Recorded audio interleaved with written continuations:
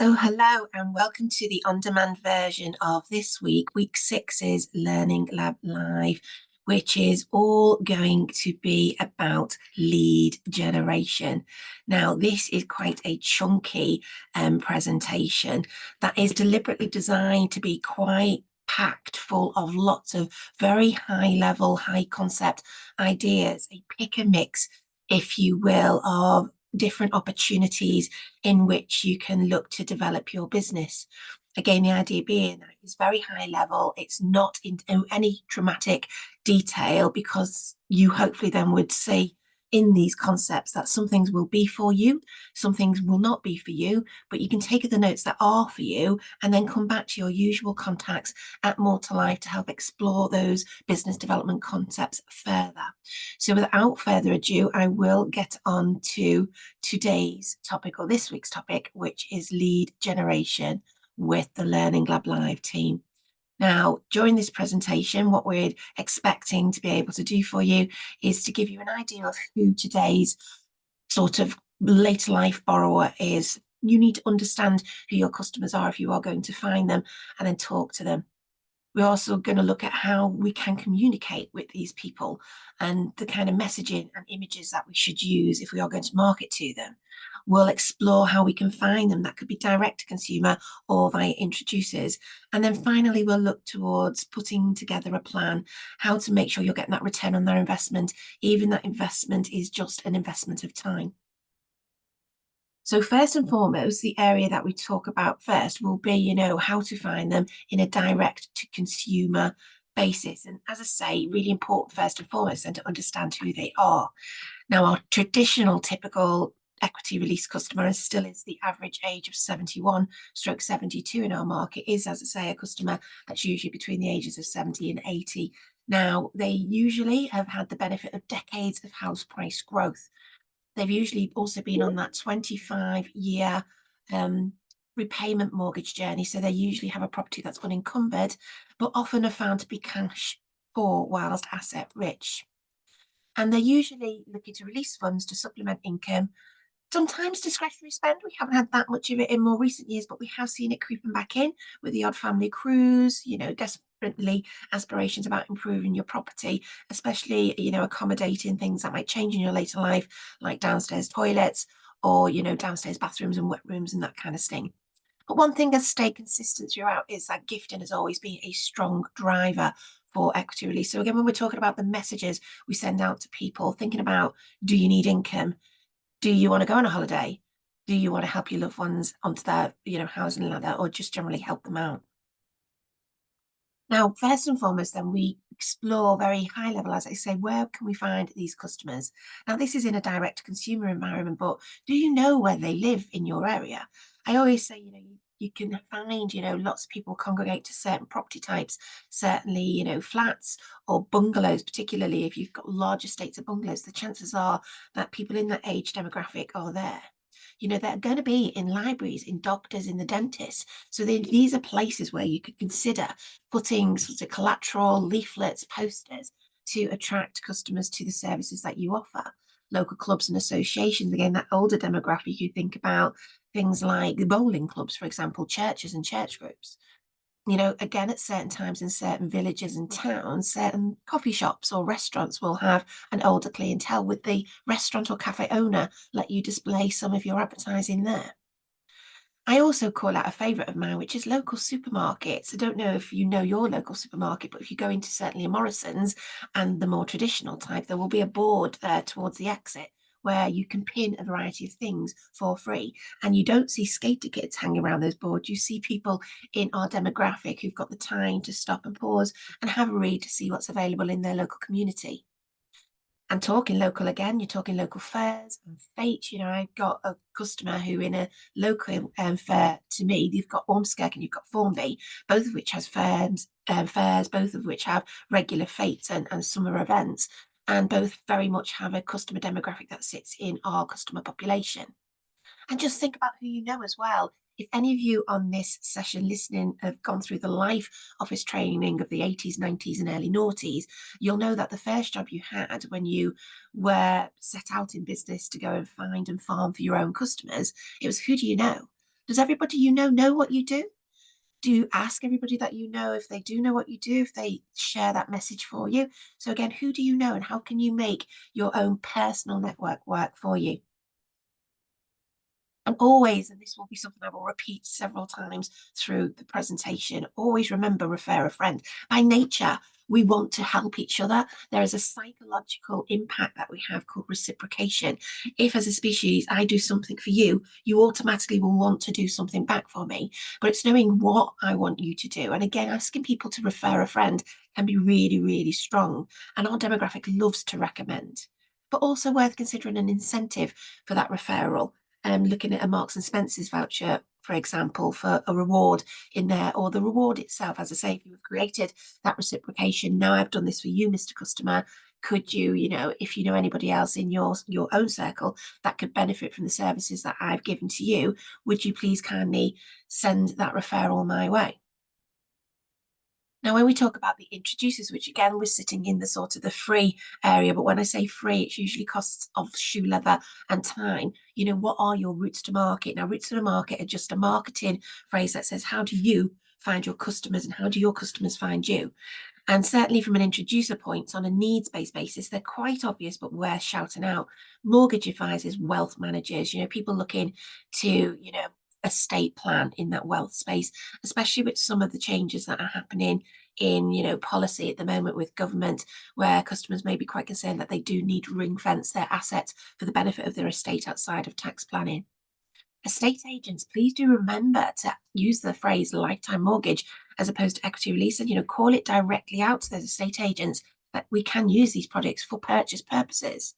And also in the effect of the gifting situation, if customers, those first time buyers, are popping in and cannot achieve their housing objectives because they're falling short from a mortgage point of view, again, can grandma, granddad, mum or dad, aunt or uncle, I think these days we call it the gift of family rather than bank of mum and dad, could they help out?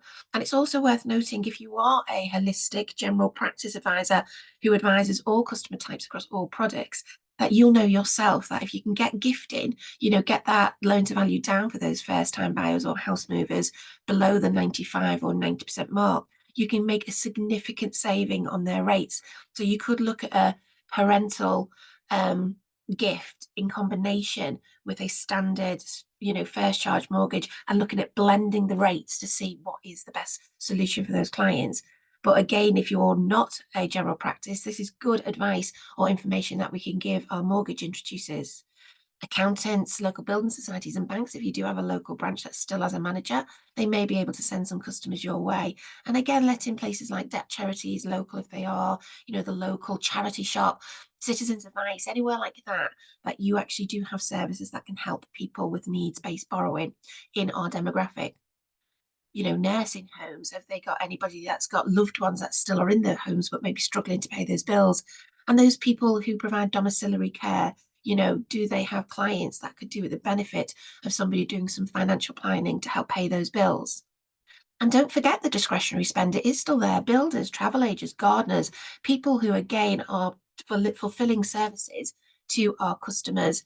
That could be also a route for them to say, do you know you could pay through this through the support of a lifetime mortgage advisor? And just to touch upon, we've said about the existing customer demographic, that average age is 72 as per the last market monitor, but we are seeing an emerging new customer, which is younger, which are on their 50s and 60s sort of mark. Now, they haven't been the benefit of those decades of house growth, and they probably, because they started their home ownership later in life. Average first-time buyer is now 36 years of age. Now, they will most likely have debt that they will be taking into retirement as well. So it's a different kind of planning that we're looking for with these customers. And they are very much balancing, do I invest in my pension and investments for the benefit of having a better income in retirement? But if I do that, then I'm not also addressing my debt. So they're very much balancing those two things. Now, their challenges are, as I say, 1 in 5 of them will be taking a mortgage into retirement. And currently today, they're experiencing payment shocks of up to, on average, a 61% increase in monthly mortgage payments as they come out of those standard 5-year fixed rates. Now the rate world has changed. And there's also a bigger population that sit in that product transfer space as well, that actually who are just kicking the can down the road and not really addressing their borrowing objectives to say being free from a financial monthly mortgage payment while still remaining safe in their home. Again, they're just kicking the can down the road. So this is a new one. And again, we've got a huge whole presentation on this product, which is incredibly powerful with the mortgage advisor space, where we have our payment term lifetime mortgage, which is a mortgage, a hybrid that is a true lifetime mortgage with a payment in perpetuity, but also a combination of a term mortgage where there is a contractual payment term in which you will make a contractual monthly payment. But what that monthly payment does is it actually enables us to control the roll up. So it helps actually several different customer types. And again, please, I would encourage you to go and register for the on-demand or speak to your local contacts about this product for how powerful it is for that mortgage advisor who are those introducers to you, because they will not know that this option is available. They will have Hobson's choice as far as they are concerned, that when somebody comes to the end of their 5-year fixed and or the end of their interest-only mortgage, that all they can do is actually kick the can down the road. But this product, as I say, for returning from a partially serviced interest, it can do a few things: a higher release at a younger age. It can give higher releases at much better rates that are available in the standard lifetime market. But from a mortgage advisor point of view, it's incredibly powerful for helping those people who do not have enough income or enough eligible income to be able to achieve the releases that they need to meet their borrowing objectives.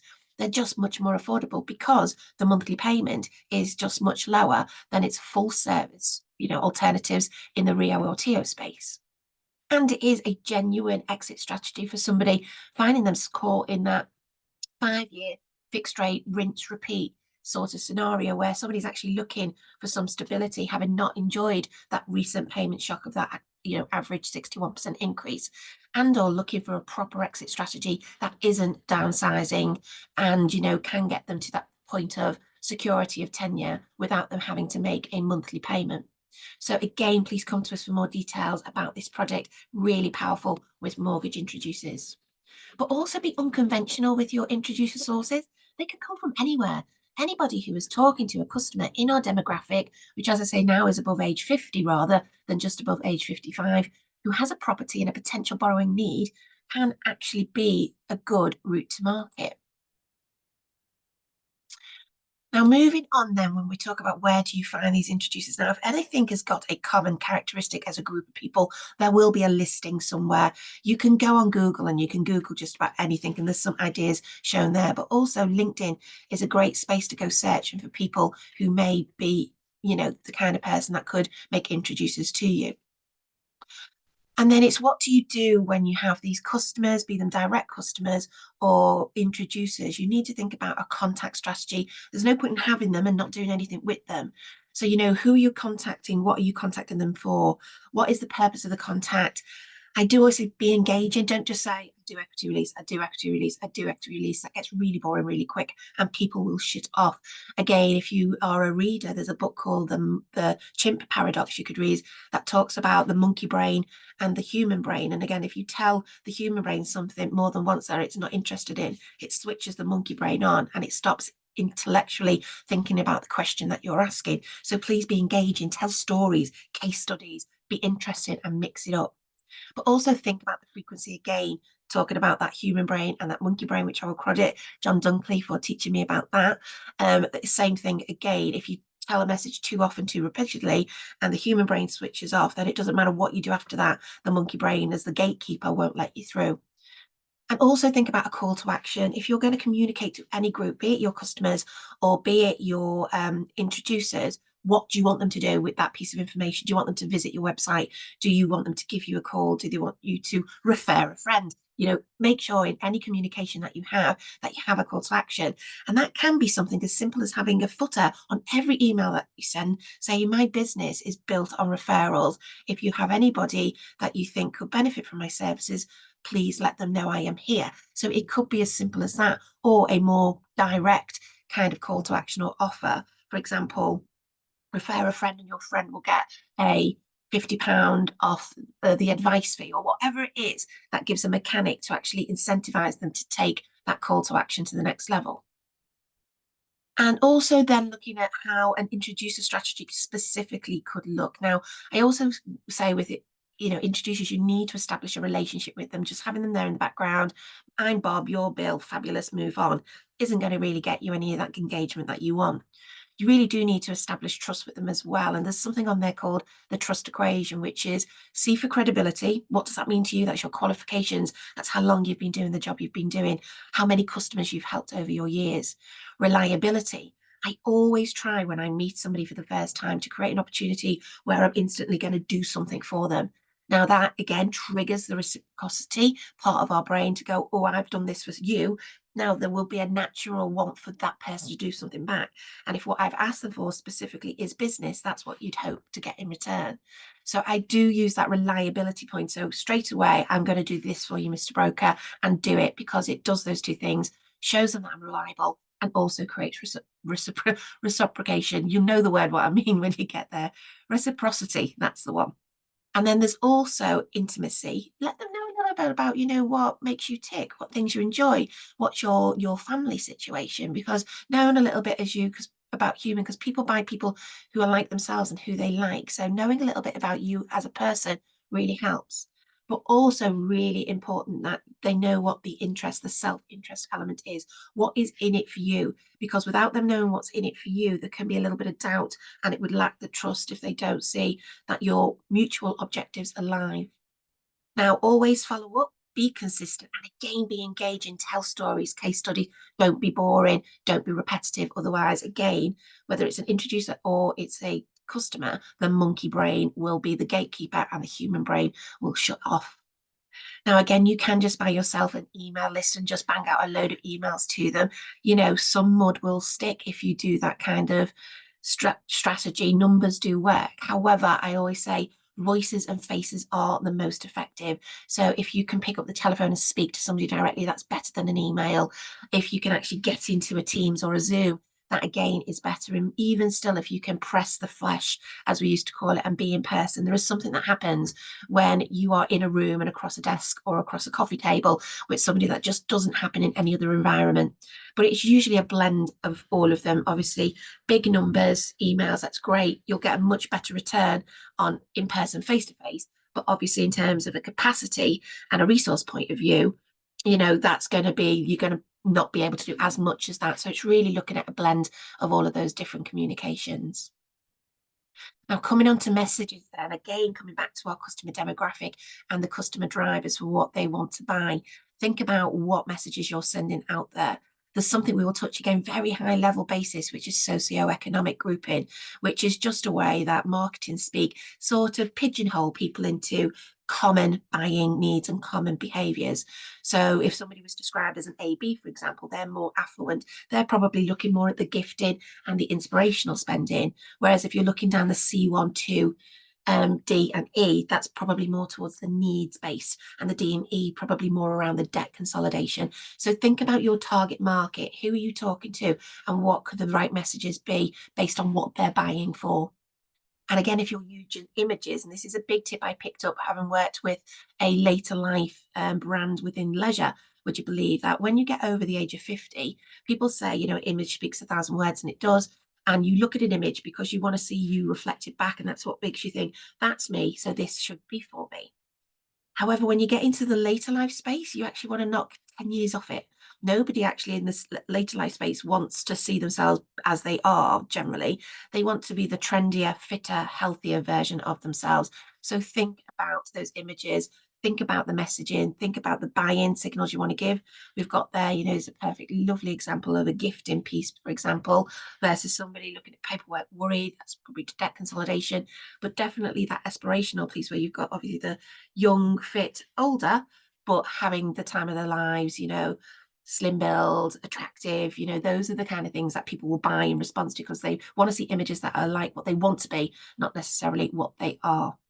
And then there's a huge variety of different communication forms in letters, posters, leaflets and whatnot. And that does then bring me on to the marketing hub that we're available to you, which is via More to Life. You can register for it. There's a variety of templates in there. You can upload your logos, you can upload your contact details, and when you get to the end, there's a shopping basket, just like any Etsy or Amazon process that you're used to, where you can pop in your requirements for your posters and leaflets, and More to Life will actually pay for the fulfillment of them. So again, if you're interested in that, please do reach out to your usual contacts at More to Life, who'll be able to get you registered for that and, show you how to use it. And then we're moving more into most of what we've talked about behind as being fairly cost neutral. It's been an investment of time and innovation, but this is when you're thinking about paying for marketing. So there is something to think about, which is called the 6 Ps of marketing. These are tenets of marketing models that, you do not know about, and you will lose your marketing momentum. Think about the product, make sure they know what it is that you are providing as a service in that advertisement and how much it is going to cost. Now, again, we've talked about socioeconomic group, and we will talk on it a bit in a second as well when we talk about something called media packs. But is your target customer going to be visiting that website, that newspaper, that magazine?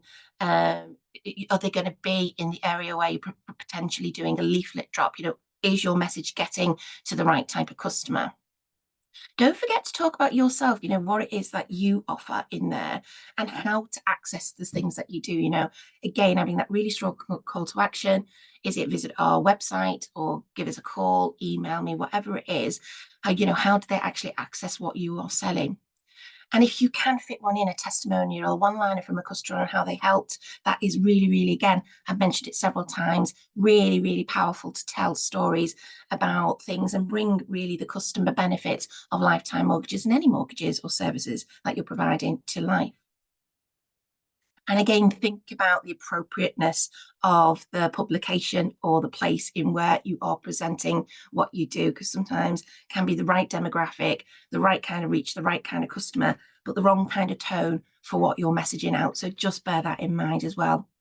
Absolutely do your research. And this brings me on nicely to when we talk about media packs. And again, in the paid advertising space, the number of publications or websites, that you will be able to advertise your wares on will all have a media pack.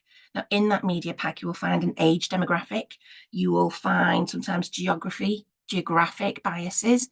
You will find, the socioeconomic profile of the majority of their visitors or readers, and you will also find out the age demographic. So again, you have media packs that you can go to. So if you are thinking about paying for an advert in the Daily Mail, then do get onto them and say, can I have a copy of your media pack, please? So you can check that, as we've talked about those customer types earlier on, that actually that is aligning. So when you're putting your pound in your pocket, then you are actually going to get a return or a likely return on the investment because you're speaking to the right people.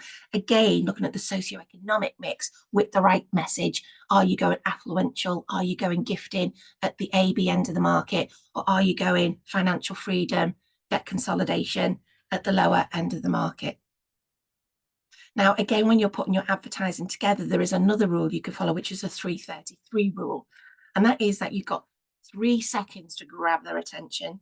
There is something called the AIDA model, which again, sometimes we touch upon, where you need to get somebody's attention before then you can get them to sort of be interested in what you're offering. And it's only if you've got attention and interest, which is where you've got that 30 seconds to grab that interest in that advert, that then you can get them into the situation where they can make a decision and then take the action to actually call you, email you, or visit your website. Now, in 333 terms, as we've got there is a version that says you've got a 3-minute message, the one pager, to actually let a customer be a little bit more thoughtful. My version of the 333 is 3 seconds to grab their attention, 30 seconds to get them interested, and then another 3 seconds of a really strong call to action of what you want them to do next. But again, think about how you structure your adverts to make sure that they're hitting those tenets to be as powerful as they can be. Now, again, in the paid for space, there are some online opportunities. You could go down that route, which is where you've got some of them is actually quite relatively free, as in it's free to set up, but you'd have to pay to go along, which are things that are called affiliate networks. Now, if you ever go onto a website and then you see these pop-ups come up, that's affiliate networks have placed those ads there. They are very, very good at being able to sort of know, the places to put your adverts appropriate to your customer demographic. You could do something called pay-per-click, which is similar to that in terms of you see them at the top of a Google search where they're sponsored. Now, whereas with affiliate networks, if somebody clicks on that advert and it goes through to your website, then you'll be charged for that. You sort of pay a commission on that basis. Pay-per-click is where you put a pot of money to the side, you give it to Google, and then you say, I want you to sponsor based on these demographics, this customer profile, and every time somebody clicks on that sponsored link, again, it empties a bit of your pot. You can do some of it naturally through search engine optimization, and that very, very much relies on having heavy, rich content on your own website. So it picks up in those keyword searches that your website actually is something that this customer is looking for. But you can't just have sheets and sheets of pages on your website that just say equity release, equity release, equity release, or lifetime mortgage, because the algorithms will pick on that. It's about having those stories and dip reach sort of copy that has all the keywords in, whilst it is still part of a bigger piece. And not to forget about social media. I don't know why people had such a fuss over the Facebook analytics, because Facebook was built on that premise of very, very targeted profiling. And it can be a very effective way to pay for advertising and to get to customers who are very much in the space of a lifetime mortgage borrower.